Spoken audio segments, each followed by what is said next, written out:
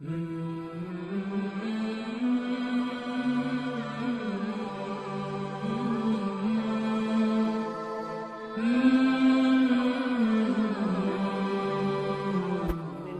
پر آپ کو فخر کرنا چاہیے، آپ کو بھی اور آپ کے والدین کو بھی جن کو اللہ نے یہ توفیق دی ہے، تو یہ اللہ تعالیٰ کے سامنے جھکنا چاہیے کہ اللہ تعالیٰ نے یہ عظیم مرتبہ اور مقام ہمیں عطا کر دیا کہ ہم اس کی کتاب کے پڑھنے اور پڑھانے والوں میں سے شریک ہو گئے ہیں۔ آدم علیہ السلام کا واقعہ آپ نے بارہا سنا ہے کہ آدم علیہ السلام کا جب فرشتوں کے ساتھ مقابلہ ہوا ہے، نہ اللہ نے دوڑ میں مقابلہ رکھا، یہ نہیں کہا کہ چلو فرشتوں تم اور آدم علیہ السلام دوڑ لگاؤ، جو آگے نکلے گا وہ فاضل ہوگا، دوسرا مفضول، جو آگے نکلے گا وہ اس کی شان زیادہ ہوگی پیچھے رہنے والے کی کم۔ نہ اللہ نے کشتی کرائی کہ جو پچھاڑے گا، پچھاڑنے والا جب وہ کامیاب، نہ اللہ نے مقابلہ کس میں کرایا ہے؟ علم میں، علم کے اندر۔ تو آدم علیہ السلام علم کے اندر بڑھے، اور علم بھی کیا تھا؟ چند چیزوں کا نام۔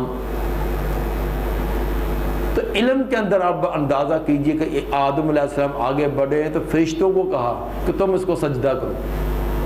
علم اندازہ کرے کتنی عظیم چیز ہے۔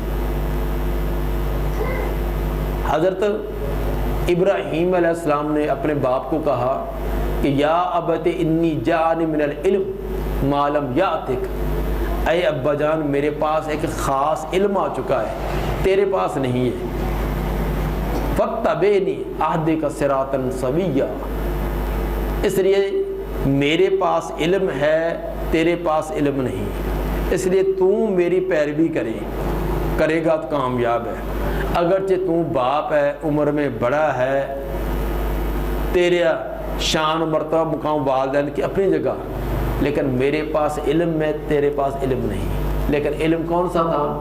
العلم۔ حالانکہ ابراہیم علیہ السلام کا باپ جو وہ بھی جاہل نہیں تھا، کیونکہ مفسرین نے لکھا ہے کہ وہ محکمہ اوقاف کا انچارج تھا۔ نمرود کا جو محکمہ اوقاف ہے اس کا انچارج یعنی ایسے سمجھیں کہ ان کا جو مذہبی پیشوا تھا۔ تو مذہبی پیشوا کے ان پڑھ اور جاہل کو تھوڑا بنایا جاتا ہے، کسی پڑھے لکھے کو بنایا جاتا ہے۔ لیکن اس کے باوجود ابراہیم علیہ السلام نے کیا فرمایا کہ میرے پاس علم ہے، تیرے پاس نہیں۔ کون سا علم مراد تھا؟ دین کا علم، اللہ کی طرف سے نازل کردہ علم۔ تو ثابت ہوا کہ اصل علم وہ ہے جو اللہ کی طرف سے نازل ہونے والا ہے۔ اس لیے یہاں علم کے اوپر الف لام ہے، جس چیز پر الف لام آئے وہ خاص ہوتی ہے۔ باقی رہا دنیا کا، تو دنیا کا علم تو یقیناً ابراہیم علیہ السلام کے باپ کے پاس زیادہ ہوگا، روپیہ کمانے کا، کاروبار کرنے کا، دوسروں سے بات چیت کرنے کا،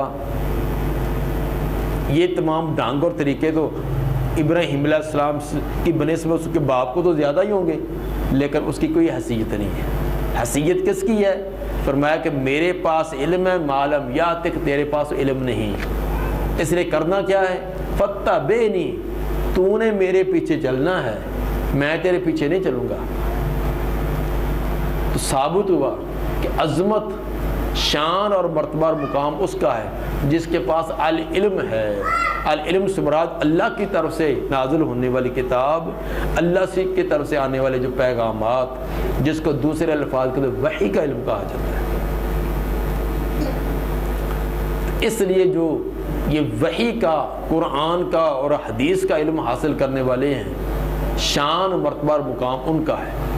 اب دیکھیے اللہ نے کسی پیغمبر کو بھی ڈاکٹر بنا کے نہیں بھیجا کہ آپ کو اللہ نے کسی پیغمبر کو ڈاکٹر بنایا ہو، اس میں بڑا ہسپتال بنایا ہو، لوگوں کا مفت علاج کرتے ہوں، کسی کو ڈاکٹر بنا کے نہیں بھیجا۔ نہ کسی پیغمبر کو اللہ نے انجینئر بنایا کہ آپ بہترین مکان بنانے کے طریقے لوگوں کو سکھلائیں، سڑکیں بنانے، مسافر خانے بنانے کے یہ طریقے سکھلائیں اور بنائیں۔ تو نہ کسی کو زراعت افسر بنایا کہ کہ آپ نئی نئی فصلیں، نئی نئی سبزیاں، نئے نئے پھل اگانے کے طریقے سکھلائیں۔ حالانکہ یہ بھی تو رفاع عامہ کے بھی تو کام تھے نا، بھی اللہ کسی کو، چلو کسی پیغمبر کو مسجد مدرسے کے لیے اور کسی کو ہسپتال کے لیے، کسی کو انجینئرنگ، کسی کو، لیکن نہیں، سب پیغمبروں کو وہ دین سکھلانے والے استاد، دین پڑھانے والے، دین بتلانے والے، دوسرے الفاظ میں جس ذات نے ہمیں پیدا کیا اس کا تعارف کروانے والے۔ ان کو تعلیم کی۔ اب اندازہ کیجئے کہ پیغمبروں کو اللہ نے وحی کا علم، جو اللہ کے پیغامات تھے وہ پہنچانے والا بنایا ہے، تو کتنے خوش نصیب اور خوش بخت ہوں گے جو اس مشن کو لے کر چلیں، وہ پیغمبروں والے طریقے کو لے کر چلیں۔ اسی لیے تو وہ حدیث آپ نے مشہور سنی ہے کہ یہ علماء ہوتے ہیں، یہ انبیاء کے وارث ہیں، یہ صحیح بخاری کی روایت ہے۔ تو کسی کے ذہن میں آ سکتا تھا کہ وارث ہونے سے مراد جیسے باپ فوت ہو جائے تو اس کی وراثت اولاد میں آتی ہے، کسی نے مکان لے لیا، کسی نے پلاٹ لے لیا، کسی نے گاڑی لے لی، ایسے ہوگی۔ تو آگے آپ نے فرما دیا کہ پیغمبر جو ہوتے ہیں وہ کوئی روپیہ پیسہ درم و دینار زمینیں مکان چھوڑ کر نہیں جاتے، پیغمبر چھوڑ کر جاتے ہیں اللہ کی طرف سے آنے والے احکام، پیغامات، تعلیمات، وحی کا علم، جو اس کو حاصل کرنے والے ہیں وہ ہیں پیغمبروں کے وارث۔ اب ایک دنیا دار جس کے 15-20 ایکڑ اس علاقے کے اندر ہوں تو فوت ہو جائے، اس کے 2 بیٹے ہوں، 3 بیٹے ہوں، تو کتنے لوگ سمجھتے کہ یار بڑے خوش نصیب ہیں، اس کے باپ چھوڑ کر گیا، ہر ایک کو 5-5 ایکڑ آ گئے۔ اگر کسی کے بیٹے کو 20-20 ایکڑ آ جائیں این روڈ کے اوپر، تو سچ کہیں گے کہ اتنا اس کا باپ کتنا عظیم آدمی تھا، اپنی اولاد کو اتنا مال دے گیا، وہ بڑے خوش ہوتے ہیں کہ اولادوں کی طرح۔ حالانکہ وہ چیز نہیں ہے، اصل یہ کہ انبیاء کی وراثت ہے، یہ تمہیں اور ہمیں اللہ نے عطا کی ہے۔ تو انبیاء یہ دین چھوڑ کر گئے، تو یہ دین کا حاصل کرنا یہ ہے عظیم چیز ہے۔ نبی صلی اللہ علیہ وآلہ وسلم پر سب سے پہلی وحی کون سی نازل ہوئی ہے؟ ہاں، کون سا بچہ بتلائے گا کہ سب سے پہلے وحی جو نازل ہوئی وہ کون سی تھی، کون سی صورت نازل ہوئی ہے؟ ہاں، بچوں میں سے کوئی بچہ سنائے، بتلائے گا؟ ہاں شاباش، ہمت کریں۔ سنا ہے، استاد نے بتلایا ہوگا، اسکول میں بھی، مدرسہ میں بھی۔ ہاں